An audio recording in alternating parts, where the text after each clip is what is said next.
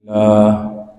الحمد لله نحمده ونستعينه ونستغفره ونؤمن به ونتوكل عليه ونعوذ بالله من شرور أنفسنا ومن سيئات أعمالنا.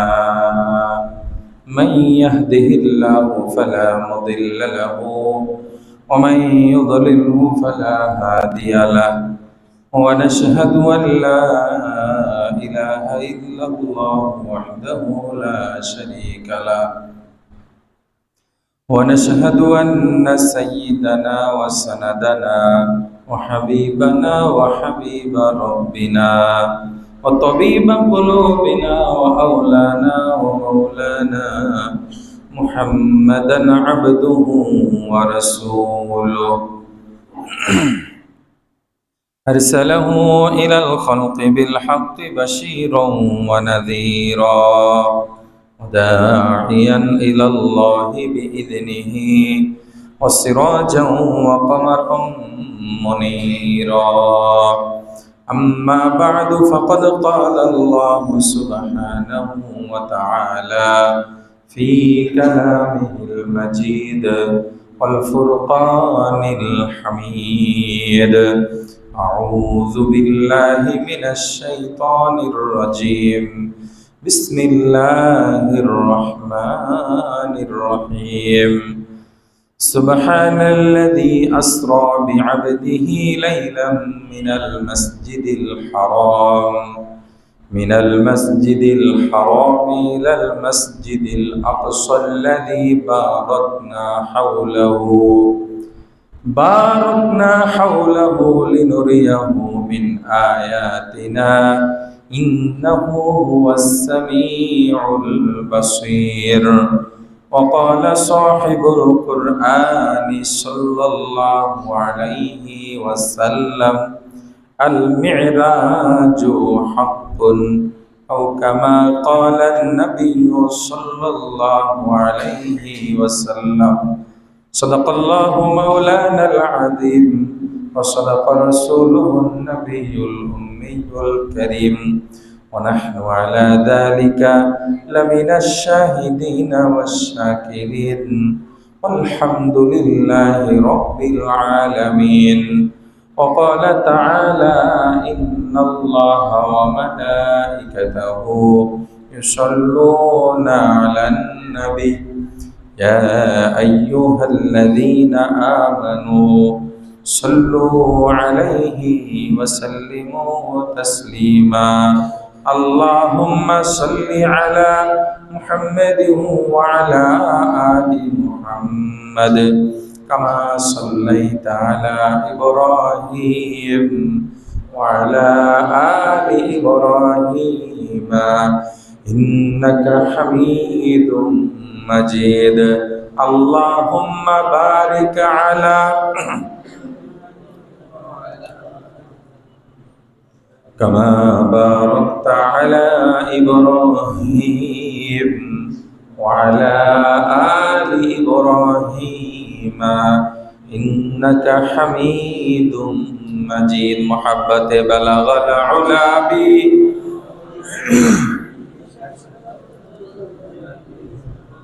حسنت جميع خصاله صلوا عليه وآله. رہے میرے مسکن حوالی کعبہ، بنے میرے مدفن دیار مدینہ. بلغ العلا بكماله كشف الدجى بجماله حسنت جميع خصاله صلوا عليه وآله. یہاں ہم سب مسافر ہے، وہی آخر ٹھکانہ. کوئی آگے روانہ ہے، کوئی پیچھے روانہ. بلغ العلا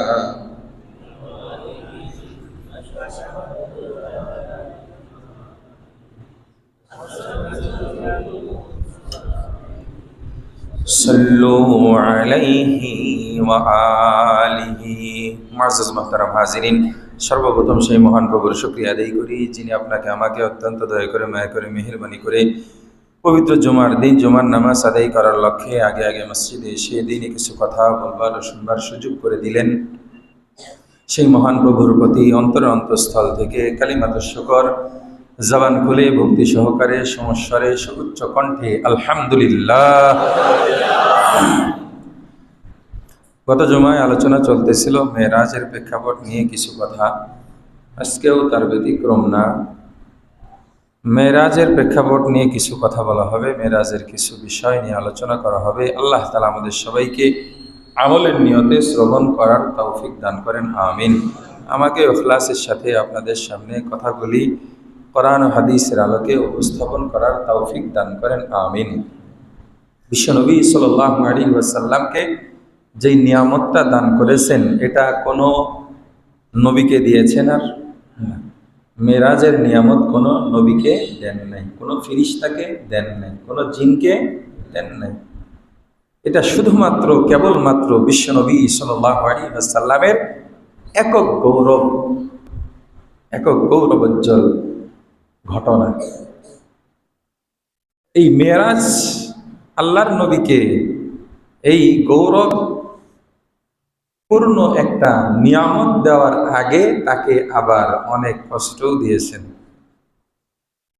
আপনারা বুঝেছি, বিশ্বনবী বলেন আশাদ্দুন নাসি বালাআন আল আম্বিয়া সুম্মাল আমসাল ফাল আমসাল। বলে নবীরা সবচাইতে বেশি কষ্ট পেয়েছেন, কষ্টের সম্মুখীন হয়েছেন। এরপরে যারা আল্লাহর যত নৈকট্যশীল বান্দা হবে তাদের কষ্ট এরকম দুনিয়াতে বেশি হবে। বিশ্বনবী সাল্লাল্লাহু আলাইহি ওয়াসাল্লাম সমস্ত নবীদের সরদার, সবচাইতে বড় নিয়ামত পাবেন তার আগে একটু কষ্ট দিবেন, এটাই তো স্বাভাবিক। বিশ্বনবী সাল্লাল্লাহু আলাইহি ওয়াসাল্লামের জীবন যদি আমরা দেখি, গর্ভ অবস্থায় বাবাকে হারালেন, শিশুকালেই মাকে হারালেন, তারপরে দাদার হাতে মানুষ হলেন, দাদার পরে খাজা আবু তালেব চাচার ছত্র ছায়ায় জীবন যাপন করলেন। বিশ্বনবী যখন নবুয়ত প্রাপ্ত হলেন তখনও চাচার ছায়ায় মক্কা নগরীতে নিরাপদে চলাফেরা করতেন। এভাবে চলতে চলতে যখন নবুয়তের ৭ম বছর চলে গেল, তখন একদল মুসলমান তারা হিজরত করে হাবশায় গমন করলেন, যার প্রধান নেতৃত্ব দিয়েছিলেন হযরত জাফর রাদিয়াল্লাহু তাআলা আনহু। যখন তারা হাবশায় গিয়ে আবিসিনিয়ার বাদশা তার নিরাপত্তায় যখন তারা জীবন যাপন করতেছিলেন, আবু সুফিয়ানকে মক্কার কাফেরেরা ওই মুসলমানের দলকে ফিরে নিয়ে আসার জন্য পাঠাইল। পাঠানোর সময় অনেক উপঢৌকন দিয়ে পাঠায় দিল।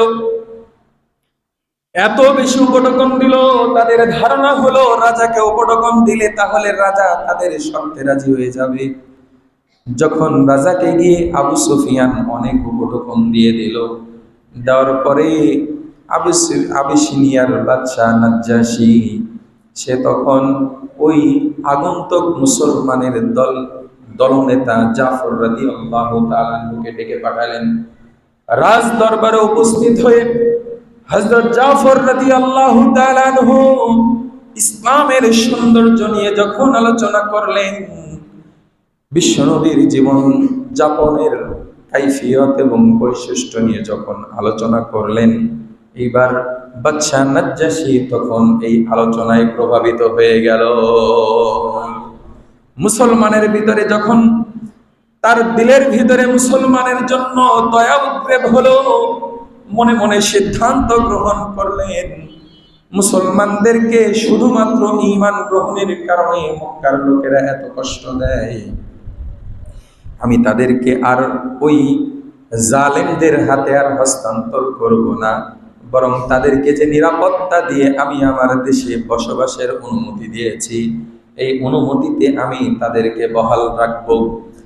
আবু সুফিয়ান অনেকভাবে বোঝানোর চেষ্টা করল, যতই বোঝায় বাদশা তার সিদ্ধান্তে অনড়। এবার ওই যে উপঢৌকন দিয়েছিল, উপঢৌকন গুলি রাজা আবু সুফিয়ানের হাতে ফেরত দিয়ে বলল, যাও যাও যাও, তোমাদের উপঢৌকন তোমাদেরকে ফেরত দিয়ে দিলাম। আমি যাদেরকে আশ্রয় দিয়েছি তাদের দিকে কেউ যদি চোখ তুলে তাকায়, তাহলে আমিও তাকে আমার শত্রু ছাড়া আর কিছু ভাববো না। সুবহানাল্লাহ।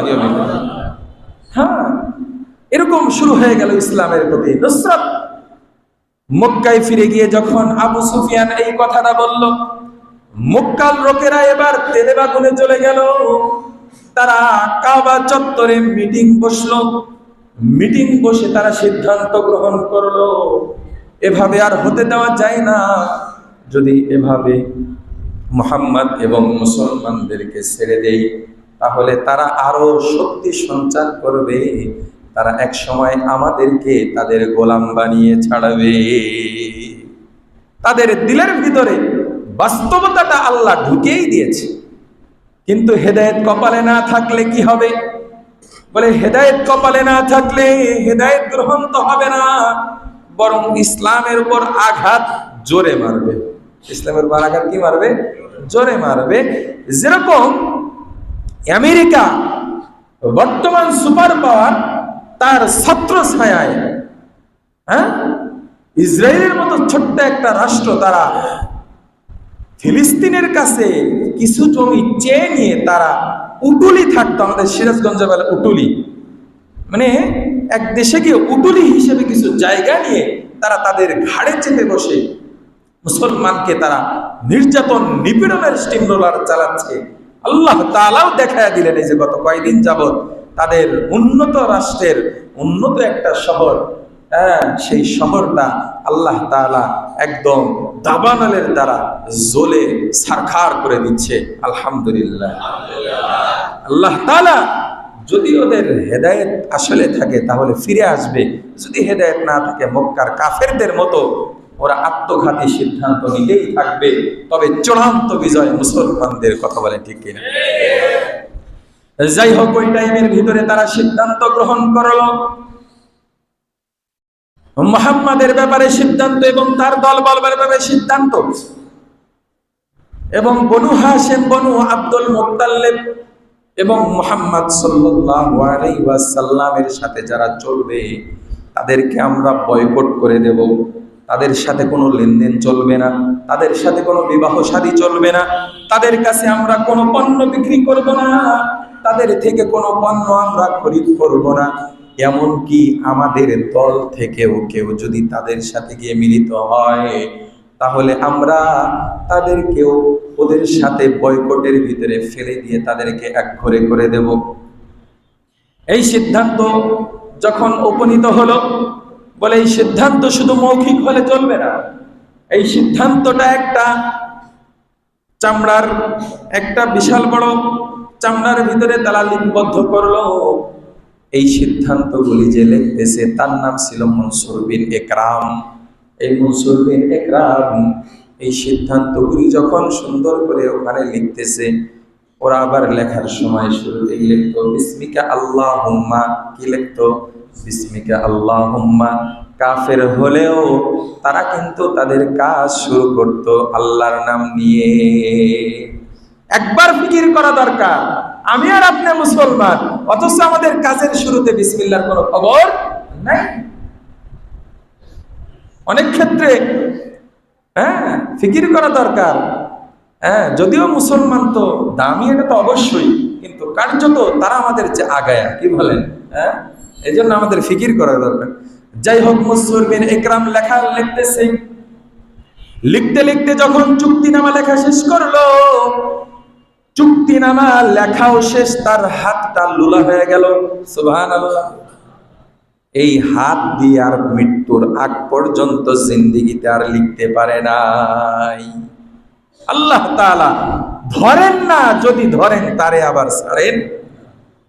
ইন্না বাতশা রাব্বিকা লাশাদীদ। আল্লাহর ধরা অনেক কঠিন, আল্লাহর ধরা অনেক কঠিন। যাই হোক, তারপরে ওদের কপালে হেদায়েত নাই। বিশ্বনবী সাল্লাল্লাহু আলাইহি ওয়াসাল্লাম তাকে এবং তার সাথীদের সাহাবায়ে কেরামকে এবং বনু হাশিম বনু মুত্তালিব এবং বিশ্বনবীকে যারা ভালোবাসে ঈমান গ্রহণ করে নাই কিন্তু বিশ্বনবীর সাথে থেকে গেল, বলে তাদেরকে দুই পাহাড়ের মাঝখানে তাদেরকে একাধারে 3 বছরের অধিক সময়, প্রায় 3.5 বছরের মতো তাদেরকে বয়কটের ভিতরে রেখে দিল। হঠাৎ করে একদিন ওই কাফেরদের ভিতরে একজনের দিলের ভিতরে দয়া জাগলো, বলতেছে আহারে তারাও মানুষ, আমরাও মানুষ, তারাও মক্কা নগরীর বাসিন্দা, তারা সম্ভ্রান্ত ফ্যামিলির মানুষ, এই জন্য তাদেরকে এভাবে কষ্ট দেওয়া ঠিক হচ্ছে না। তার সাথে সাথে আরো কিছু লোক বলা শুরু করলো, তারা বলতেছে আগামীকাল সকালে যখন নেতারা এক জায়গায় সমবেত হবে এই কথাটা উঠাবা।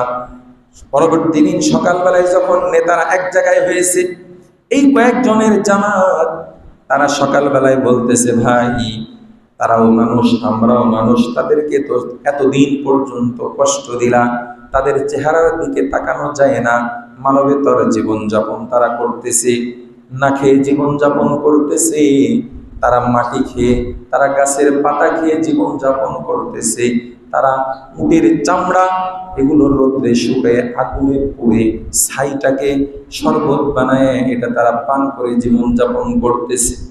এত কঠিন জীবনযাপন। হযরত জাফর রাদিয়াল্লাহু তাআলা আনহুর ভাই এক সাহাবী বলতেছেন, আমি একদিন রাত্রি বেলায় পায়ের নিচে কি যেন পড়লো, আমি উঠিয়ে খেয়ে ফেললাম, আজ পর্যন্ত বলতে পারবো না ওটা কোন জন্তু ছিল। এত কঠিন জীবনযাপন তারা করতেছে, এই জন্য তাদেরকে যদি আমরা এখন থেকে মুক্তি না দেই তাহলে বিশ্ববাসীর কাছে আমাদের মুখ দেখার আর কায়দা থাকবে না। তাদের কথার সাথে সাথে আরো অনেকেই তাল মিলালো। তখন মক্কার লোকেরা যখন আলোচনা করতেছে, এদিক দিয়ে বিশ্বনবী সাল্লাল্লাহু আলাইহি ওয়াসাল্লাম তার চাচা খাজা আবু তালেবকে বললেন, চাচা যান আপনি জানেন নাকি ওরা আমাদের ব্যাপারে যে সিদ্ধান্ত গ্রহণ করে, যেই চুক্তিনামাটা লিখে কাবা ঘরের চত্বরের কাবা ঘরের সাথে লটকিয়ে রেখেছিল, এই কাবা ঘরের ভিতরে এই চুক্তিনামাটার অক্ষত নাই, শুধুমাত্র বিসমিকা আল্লাহুম্মা ব্যতীত আর সবগুলি উই পোকা খেয়ে শেষ করে দিয়েছে। সুবহানাল্লাহ। হযরত বিশ্বনবী সাল্লাল্লাহু আলাইহি ওয়াসাল্লামের কথা শুনে খাজা আবু তালেব সাথে সাথে কাবা চত্বরে গেলেন। কাবা চত্বরে গিয়ে দেখে এই বিষয়ে আলোচনা চলতেছে। তখন খাজা আবু তালেব তাদেরকে লক্ষ্য করে বললেন, ও মক্কার লিডাররা, তোমরা শোনো, আমার ভাতিজা বলেছে যে তোমরা যে চুক্তিনামা লিখে রেখেছো সেটা উই পোকা খেয়ে ফেলেছে, শুধুমাত্র বিসমিকা আল্লাহুম্মাটা অক্ষত রয়েছে। মক্কার কাফেরেরা এবার সুবর্ণ সুযোগ পেয়ে গেল। খাজা আবু তালেবকে বলতেছে, তোমার কথা যদি সত্য হয় তাহলে আমরা সিদ্ধান্ত জানাইতেছি আমাদের পক্ষ থেকে, তোমাদের উপর থেকে বয়কটটা আমরা উঠিয়ে নেব। সুবহানাল্লাহ। আর যদি তোমার কথাটা যদি মিথ্যা প্রমাণিত হয় তাহলে মুহাম্মদকে আমাদের হাতে হস্তান্তর করবা, আমরা তাকে জনসম্মুখে হত্যা করে দেব।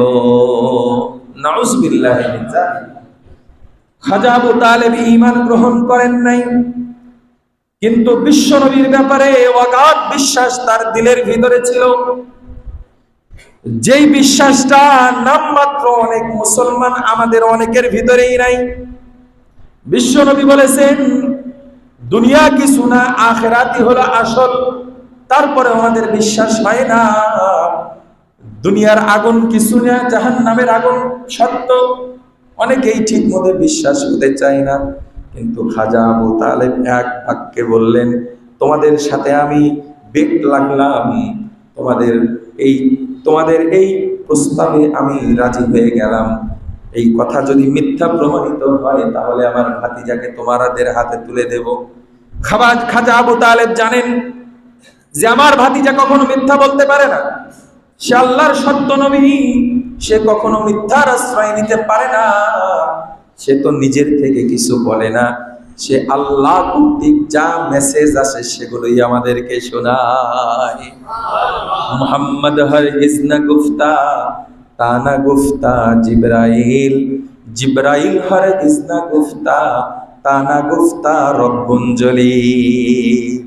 বিশ্বনবী সাল্লাল্লাহু আলাইহি ওয়াসাল্লাম জিবরাইল আমিন থেকে মেসেজ পেয়ে বলতেন, আর জিবরাইল আমিন নিজে থেকে কিছু বলেন নাই, বরং আল্লাহ তাআলা যেটা বলতে বলেছেন সেটাই বলছেন। সুবহানাল্লাহ। সাথে সাথে কাবা ঘর খোলা হলো, খুলে কি দেখা গেল? খোলার সাথে সাথে দেখা গেল চুক্তিনামা সব ওই পোকা খেয়ে ফেলেছে। সুবহানাল্লাহ। সাথে সাথে তাদের জন্য মুক্তির ফয়সালা হয়ে গেল। মুক্তি বলে কি হবে? কিছুদিন পর যখন রমজান মাস শুরু হয়ে গেল, বলে রমজান মাসের শুরুতেই বিশ্বনবীর চাচা যান দুনিয়া থেকে বিদায় নিয়ে কবরের পথিক হয়ে গেলেন। বিশ্বনবী সাল্লাল্লাহু আলাইহি ওয়াসাল্লাম অত্যন্ত টেনশনের মধ্যেই 3 দিন অথবা 5 দিনের মাথায় তার প্রথম বিবি হযরত খাদিজাতুল কুবরা রাদিয়াল্লাহু তাআলা আনহা তিনি ইন্তেকাল ফরমাইলেন। ইন্না লিল্লাহি ওয়া ইন্না ইলাইহি রাজিউন।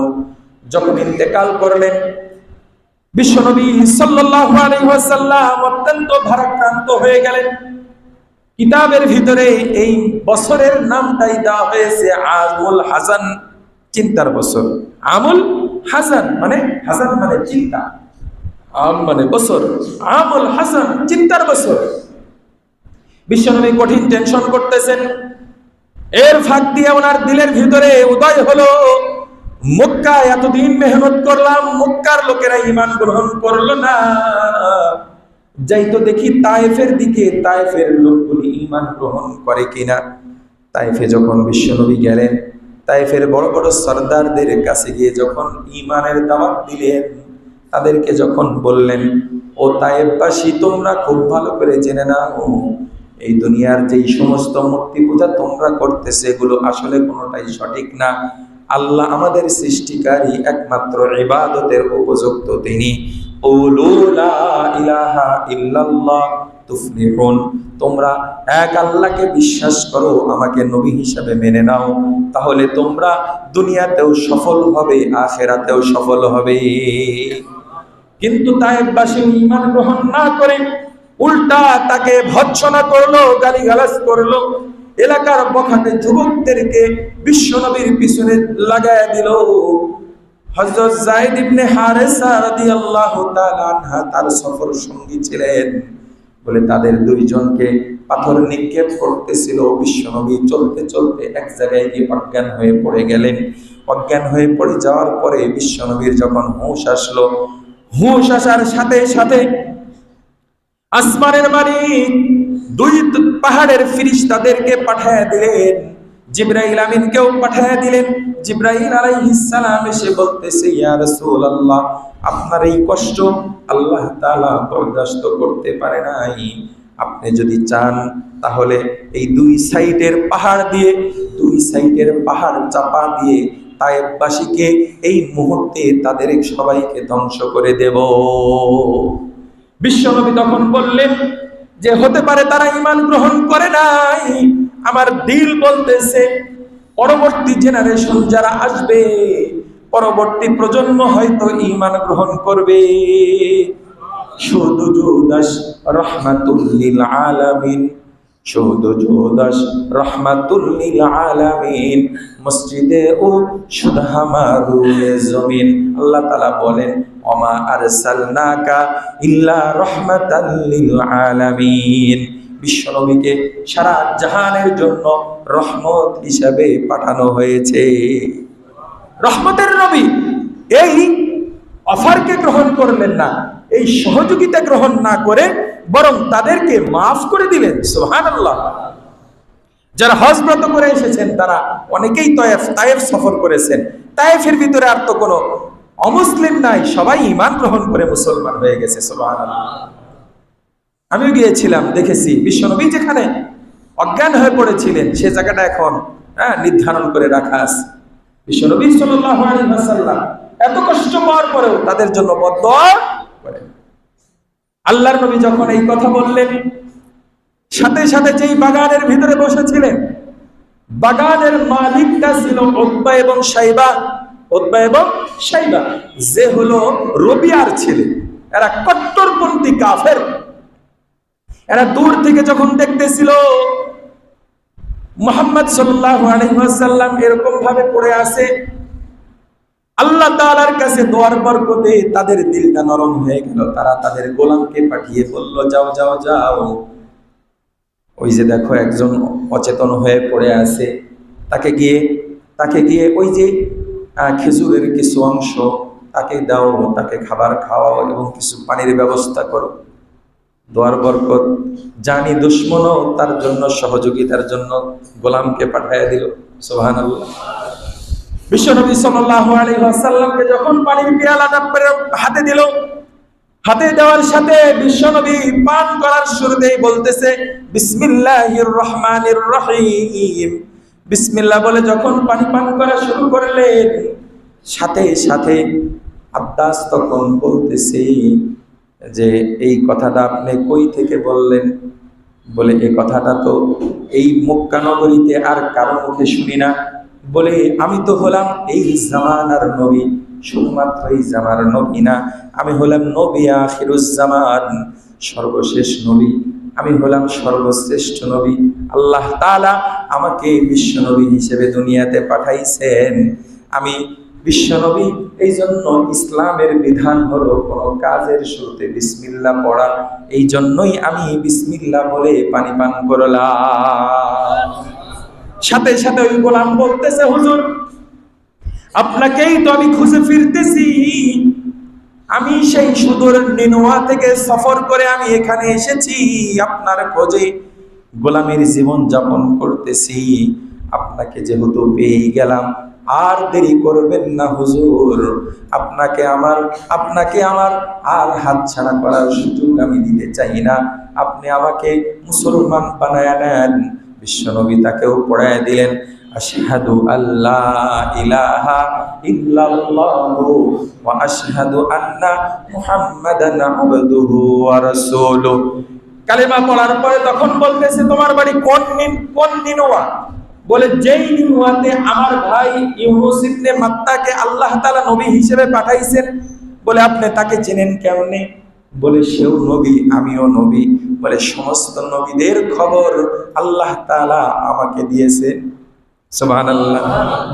হ্যাঁ, সমস্ত নবীর খবর বিশ্ব নবীর কাছে, সমস্ত নবীদের মাধ্যমে আল্লাহ তাআলা বিশ্ব নবীর বাশারত অন্যান্য উম্মতের কাছে পৌঁছে দিয়েছেন। সুবহানাল্লাহ। বিশ্ব নবী সাল্লাল্লাহু আলাইহি ওয়াসাল্লাম যখন আব্বাস তার কাছে ঈমান গ্রহণ করলো, ঈমান গ্রহণ করার পরে বিশ্ব নবী আবার মক্কাতে ফিরে আসলেন। মক্কায় ফিরে আসার পরে আল্লাহ তাআলা এইবার তার প্রিয় হাবিবকে নিজের আসমানে দাওয়াত দিয়ে দিলেন। সুবহানাল্লাহ। দাওয়াত পাঠাইলেন দুইজন দামি ফেরেশতার মাধ্যমে, জিবরাইল এবং মিকাইল আলাইহিস সালাম। বিশ্বনবী উম্মে হানির ঘরে ওই দিন ছিলেন। ওই দিন রাত্রিবেলায় জিবরাইল এবং মিকাইল আলাইহিস সালাম এসে বলতেছে, আসসালামু আলাইকা ইয়া রাসূলুল্লাহ, আসসালামু আলাইকা ইয়া হাবিবাল্লাহ। ও আল্লাহর নবী, আপনার উপর আল্লাহ তাআলার পক্ষ থেকে সালাম। আল্লাহ তাআলা আপনাকে আসমানের ভ্রমণের জন্য দাওয়াত করেছেন। সুবহানাল্লাহ। আর রাহবরি করার জন্য সফর সঙ্গী হিসেবে আমাদেরকে পাঠাইছেন। সুবহানাল্লাহ। আল্লাহর নবী সাল্লাল্লাহু আলাইহি ওয়াসাল্লাম যখন উম্মে হানির ঘর থেকে বের হলেন, বের হওয়ার সাথে সাথে বিশ্বনবী সাল্লাল্লাহু আলাইহি ওয়াসাল্লামের সিনা মোবারক চাক করা হলো। সিনা মোবারক কি করা হলো? চাক করা হলো। দেখেন, বর্তমান অনেক ধরনের আলেম বের হয়েছে। দেখবেন কেউ কেউ সিনা চাককে অস্বীকার করবে, কিন্তু অস্বীকার করার কিছু নাই। সহিহ হাদিস দ্বারা প্রমাণিত বিশ্বনবী সাল্লাল্লাহু আলাইহি ওয়াসাল্লামকে একবার নয়, দুইবার নয়, তিনবার ওনার সিনা চাক করা হয়েছে। হ্যাঁ, কয়বার? তিনবার সিনা চাক করা হয়েছে। একবার উনি যখন হালিমা সাদিয়া ওনার ঘরে যখন ছিলেন, দুধ পান করার জন্য দুধমা ছিলেন, ওই টাইমে বকরি চলার সময় বিশ্বনবী সাল্লাল্লাহু আলাইহি ওয়াসাল্লামের প্রথম সিনা চাক হয়। বলে ওই সিনা চাক করে বিশ্বনবীর ভিতর থেকে বাল্য সুলভ যে একটা আচরণ থাকে, বলে সেটা আল্লাহ তাআলা তার ভিতর থেকে দূরে সরাই দিয়েছে। সুবহানাল্লাহ। একটা প্রবাদ আছে, as-sabiyyu sabiyyun ওয়ালাউ কানা নাবিয়্যুন, বলে বাচ্চা বাচ্চাই যদিও সে কি হয়, নবী হয়। যেরকম হযরত মূসা আলাইহিস সালাম বাচ্চা অবস্থায়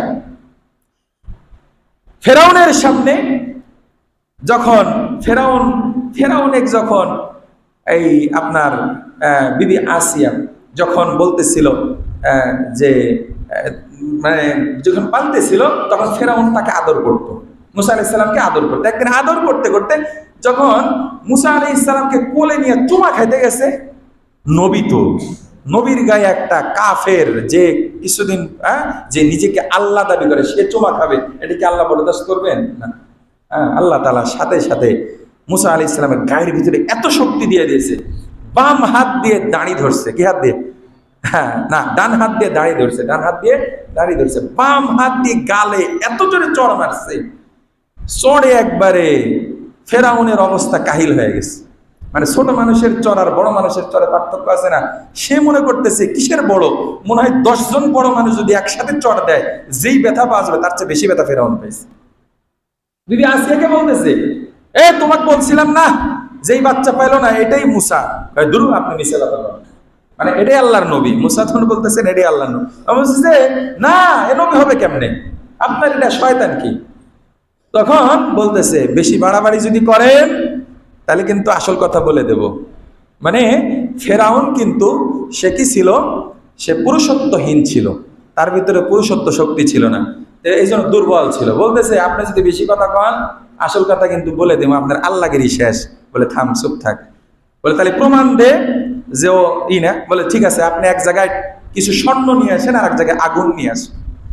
স্বর্ণ আর আগুন নিয়ে আসছে, নিয়ে আসার পরে হযরত মূসা আলাইহিস সালাম নবী তো এখন ওই স্বর্ণের দিকে হাতটা দিচ্ছে, জিবরাইল আমিন হাতটা আস্তে করে সরাইয়া দিয়া কি করতেছে, ওই আগুনের দিকে দিছে, আগুনটা গিলে ফেলাইছে। দেওয়ার সাথে সাথে আপনার এই যে আলা জিব্বা যেটা আছে, আমাদের ছোট যে জিব্বা, ওটাই তো কথা বলার মূল জিনিস, ওটাতে হালকা আঘাতপ্রাপ্ত হওয়ার কারণে হযরত মূসা আলাইহিস সালাম একটু তোতলা ছিলেন, কথার ভিতরে কিছু কি ছিল, একটু অস্পষ্টতা ছিল। যাই হোক, যেটা বলতেছিলাম, বিশ্বনবী সাল্লাল্লাহু আলাইহি ওয়াসাল্লামের ভিতরে যেন শিশুসুলভ কোনো কাজ না থাকে, এই জন্য তাকে শিশু অবস্থায় সিনাচাক করা হয়েছে।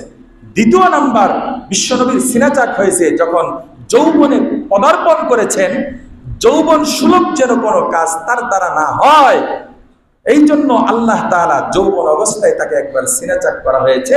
বলে তৃতীয়বার বিশ্বনবী সাল্লাল্লাহু আলাইহি ওয়াসাল্লামকে সিনাচাক করা হয়েছে ঊর্ধ্ব জগৎ ভ্রমণ করার জন্য। কেননা বর্তমান আধুনিক বিশ্বে আমরা জানি, যারা ঊর্ধ্ব জগৎ ভ্রমণে যায় তারা তাদের সাথে অক্সিজেনের বিশাল বড় সিলিন্ডার তারা সাথে করে নিয়ে যায়। কি বলেন? তারা বিভিন্ন পোশাক পরিধান করে। কেন? বলে দুনিয়ার আবহাওয়া, এই দুনিয়ার আবহাওয়া আর ওই গ্রহর আবহাওয়া এক না। এই জন্য আল্লাহ তাআলা ওই তাজাল্লিগুলি, আল্লাহ তাআলার নূরের তাজাল্লি, এগুলো বরদাস্ত করার মতো শক্তি সঞ্চার করার জন্য আল্লাহ তাআলা সিনাচাক করে তার কলবটাকে জমজমের পানি দিয়ে সুন্দরভাবে ধুয়ে তার ভিতরে হিকমত ইলম ভরপুর করে দিয়ে জিবরাইল এবং মিকাইল আলাইহিস সালামের সাথে আল্লাহ তাআলা আসমানে ভ্রমণের জন্য তাকে দাওয়াত করে পাঠিয়ে দিলেন। সুবহানাল্লাহ। সিনাচাক যখন হয়ে গেল, হয়ে যাওয়ার সাথে সাথে বিশ্বনবী সাল্লাল্লাহু আলাইহি ওয়াসাল্লামকে আল্লাহ তাআলা ঊর্ধ্ব জগৎ ভ্রমণ করার জন্য একটা বাহনও পাঠিয়ে দিলেন। বাহনের নাম হলো বোরাক। বাহনের নাম কি বলেন? বোরাক। এই বোরাকটা কেমন? বলে বোরাক হলো, এটা আরবি শব্দ, এটার মূল উৎপত্তি হলো বারকুন থেকে। বারকুন মানে হলো ইলেকট্রিসিটি, কারেন্ট, বিদ্যুৎ। বলে বোরাক দ্বারা উদ্দেশ্য হলো কারেন্ট যেরকম দ্রুত বেগে চলে, এই বোরাকের দ্রুতগামিতা এর চাইতেও বেশি। কত বেশি? বলে মানুষের নজরটা যত দূরে গিয়ে পড়ে, বলে বোরাকের এক পা থেকে আর এক পাটা তার চাইতেও দূরে গিয়ে পড়ে। এত দ্রুতগামী একটা বাহন আল্লাহ তাআলা পাঠায় দিলেন। তাহলে আল্লাহ তাআলা সম্মান দিলেন চতুর্দিক দিয়ে। এক নাম্বার দাওয়াত পাঠাইলেন এবং সফর সঙ্গী হিসেবে পাঠাইলেন ফেরেশতাদের সরদার এবং তার পরবর্তী যে হযরত জিবরাইল এবং মিকাইল আলাইহিস সালাম দুইজনের মাধ্যমে, আর বোরাকের মতো একটা দামি বাহন আল্লাহ তাআলা পাঠায়া বিশ্বনবী সাল্লাল্লাহু আলাইহি ওয়াসাল্লামকে সম্মান দান করলেন। সুবহানাল্লাহ। এই যে সম্মান দান করলেন, বলে এই সম্মানটা বিশ্বনবীর কারণে, এই সম্মানের গৌরবটা আমাদেরও, কথা বলেন ঠিক কিনা? এই জন্য আল্লাহ তাআলা এই মেরাজের ভিতরে যেই কাজটা আমাদের জন্য নিয়ে আসছেন বিশ্বনবী, সেটা হলো নামাজ। এই জন্য নামাজটা আমাদের কন্টিনিউ করতে হবে, ঠিক আছে না ইনশাআল্লাহ?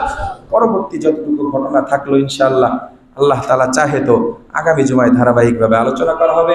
আল্লাহ তাআলা আমাদের সবাইকে আজকের যতটুকু কথা বললাম ইহার উপর পরিপূর্ণভাবে আমল করার তৌফিক দান করেন। আমিন। ওয়া আখিরু দাওয়ানা আলহামদুলিল্লাহি রাব্বিল